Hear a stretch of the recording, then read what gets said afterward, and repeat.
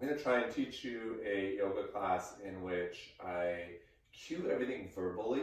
I will demonstrate some of the poses, but I want you to continue to be able to practice just through audio without having to look up at me.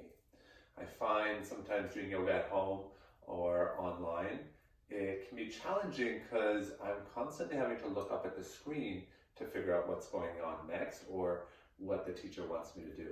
So where I struggle with that is I feel like it's hard for me to drop into my practice, to get into my breath, to get into my intuitive feeling of each pose when I'm just trying to kind of keep up with what it is that's happening. Everybody's got a different style and a different preference. I mean, this is just what works for me.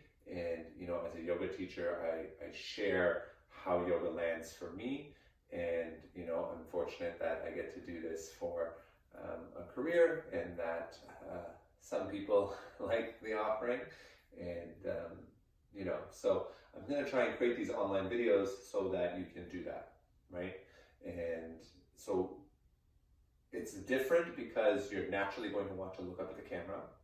But my suggestion would be do your best to just listen and understand rights and lefts, right?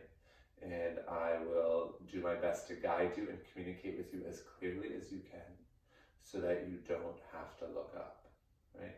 And if I'm struggling to maybe find words for certain things, I will most certainly demonstrate here anything that I need to demonstrate for you. The goal of these classes is going to be to do shorter sequences, 10 to 15 minutes, so that you have the ability to fit yoga into the nooks and crannies of your life, right? Whether you have children or family or just a lot of things on the go, it's important to know that, you know, yoga doesn't need to be 60 minutes at a studio every single time. Once in a while, a couple times a week, right? Make that effort. It's great to be part of community, but just as important is your ability to develop the teacher within you, and your at-home self-practice is a really key piece of a lifelong yoga journey, and finding those small pockets of time is really important.